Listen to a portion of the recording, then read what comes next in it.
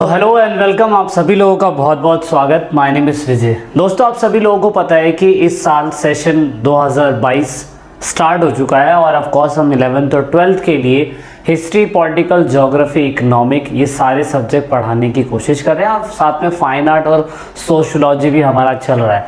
तो दोस्तों, आज हम क्लास 11th के बच्चों के लिए चैप्टर फर्स्ट लेके आए हैं। ऑफ कोर्स ये रिवाइज्ड करिकुलम है, यानी कि 2022 और 23 के स्टूडेंट के लिए जो इस बार पास होके 10वीं क्लास से बच्चे 11th में गए हैं, उनके लिए हम लोग क्या कहते हैं, जो पहला चैप्टर है कॉन्स्टिट्यूशन हाउ एंड बाय, यानी कि संविधान क्यों और कैसे।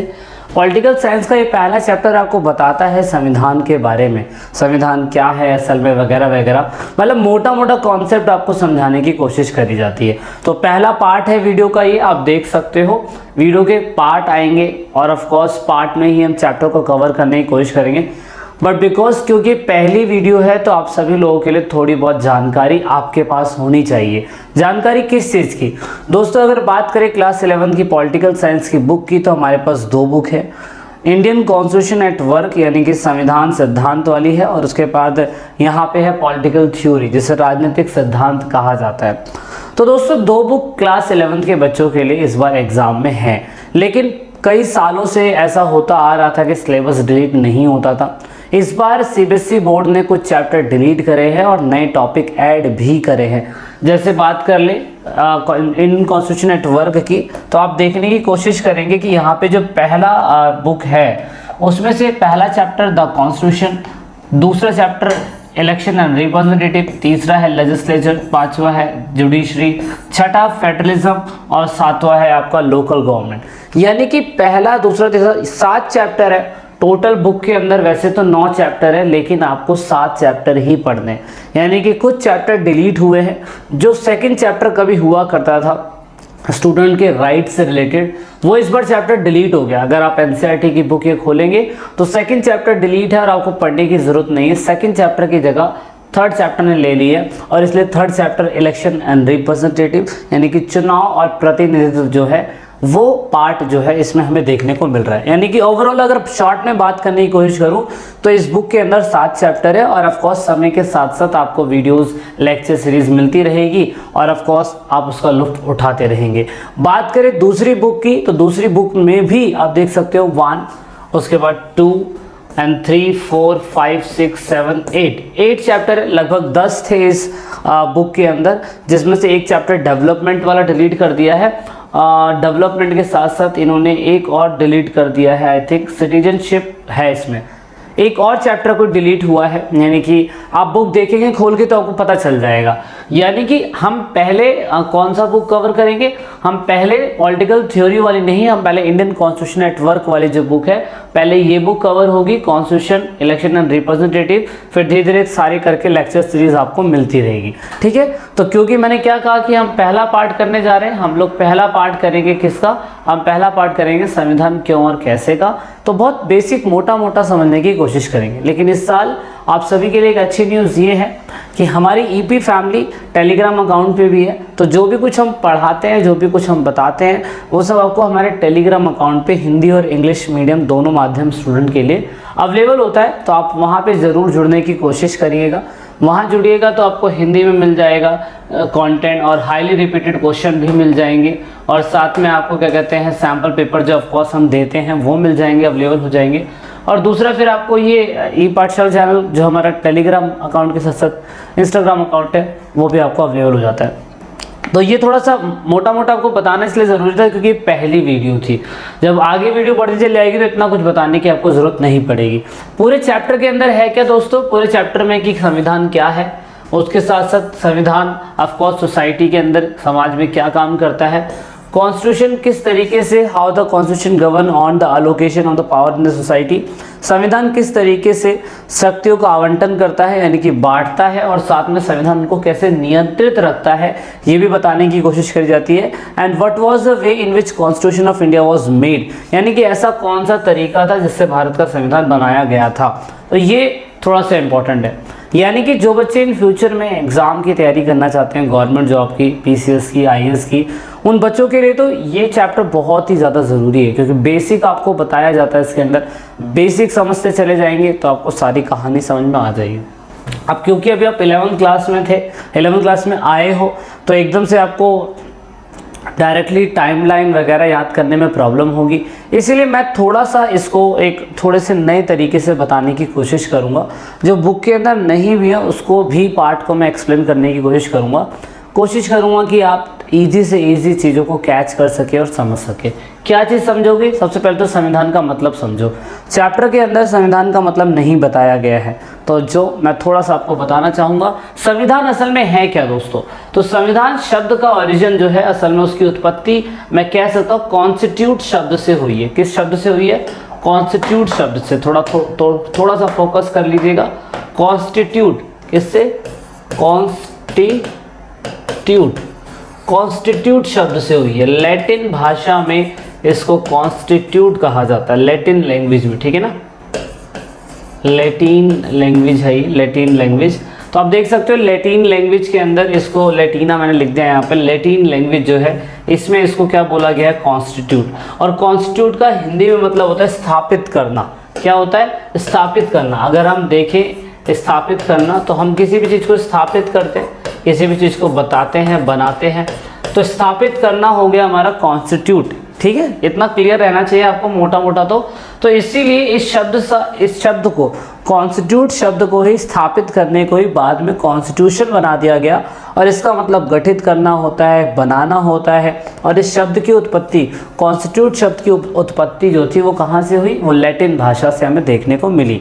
अब यहाँ पे सबसे इंपॉर्टेंट बात ये है कि संविधान जो है ना, वो किसी भी राज्य के लिए, किसी भी स्टेट के लिए, हमारे इवन फंडामेंटल लॉज के लिए स्टेट के, उनके लिए बहुत ज़रूरी होता है। मतलब एक पटवारी, एक प्रधानमंत्री, एक पियून, एक क्या कहते हैं नॉर्मल डीवीडी ऑफिसर, मतलब बीडीओ ऑफिसर, विलेज पंचायत का हेड, कोई भी महकमा हो सकता है। उन महकमे के अंदर कौन सा अधिकारी कैसे काम करेगा, बड़े से बड़ा बंदा जो बड़ी बड़ी पोस्टों पर होता है वो किस तरीके से क्या काम करेगा, ये सारी की सारी बातें हमें जानकारी में होनी चाहिए। तो ये चीज़ आप ज़रूर फोकस रखिएगा, ठीक है। तो ये मेन बात हो गया कि ओरिजिन कहाँ से हुआ। और ऑफकोर्स राज्य के लिए आधार जो है वो क्या है दोस्तों? वो राज्य के लिए आधार होता है। ये किसी भी कंट्री की बात हो रही है, स्पेशल हमारे इंडिया की बात नहीं हो रही है। जहाँ जहाँ पर डेमोक्रेसी है वो देश लोकतांत्रिक है, और वो देश पूरी तरीके से आप नोटिस करेंगे कि पूरी तरीके से वो देश क्या कहते हैं कॉन्स्टिट्यूशन के अकॉर्डिंग चलता है।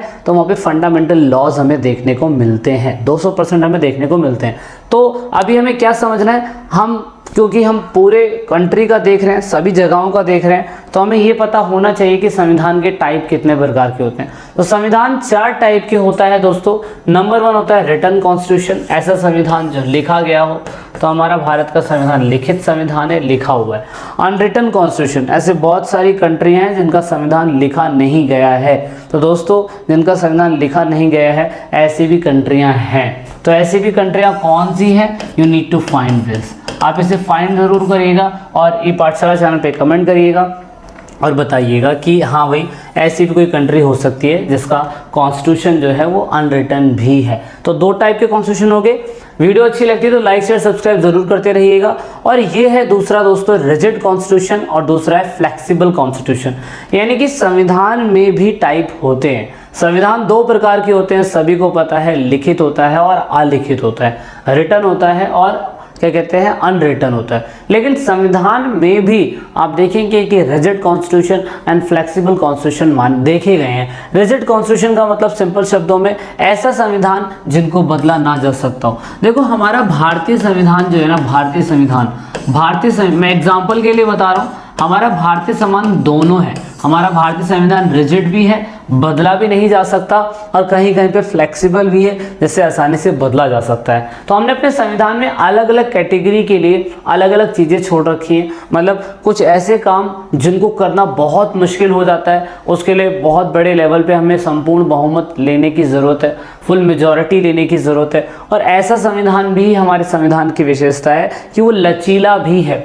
उस लचीलेपन की खासियत आप ये देख सकते हैं कि इस लचीलेपन के अंदर पूरी तरीके से संविधान में सिर्फ और सिर्फ ये देखने को मिलता है कि उसको बहुत आसानी से बदला जा सकता है। हमारे संविधान में भी कुछ कुछ ऐसी धाराएं हैं जिनको बदलने के लिए हमें ज़्यादा कुछ करने की ज़रूरत नहीं पड़ती है ना। तो ये क्या हो गया दोस्तों, ये हो गया रिजिड कॉन्स्टिट्यूशन और फ्लेक्सिबल कॉन्स्टिट्यूशन। 4 टाइप याद रखिएगा आप, बहुत ज़्यादा आपके लिए आसान रहेगा।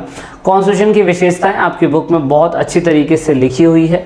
इसको तो आप 4 तरीके से, जब पेपर के अंदर आपके आता है कि संविधान की विशेषताएं लिख के दिखाइए, तो ये 4 के 4 पॉइंट एग्जैक्टली ऐसे ही लिख देना, कुछ सोचने की ही जरूरत नहीं पड़ेगी आपको। Number 1 point, constitution allow coordination and the assurance. इसका मतलब है कि संविधान समन्वय और आश्वासन की अनुमति देता है। संविधान समन्वय और आश्वासन की अनुमति का मतलब ये हो गया कि हमें संविधान एक तरीके का आश्वासन देता है कि हाँ भाई, एक होता है ना घर में बुजुर्ग होता है कि यार तू कुछ भी कर, मैं तेरे पीछे खड़ा हुआ हूँ। ऐसे संविधान भी सेम ऐसे ही होता है। हर किसी देश के लिए संविधान जो है अपने देश में रहने वाली जो डिफरेंट डाइवर्सिटी की प्रॉब्लम है उसको ठीक करने के लिए, उनके बीच में समन्वय बैठाने के लिए, कोऑर्डिनेशन बैठाने के लिए दोस्तों संविधान हमारे लिए इम्पॉर्टेंट है।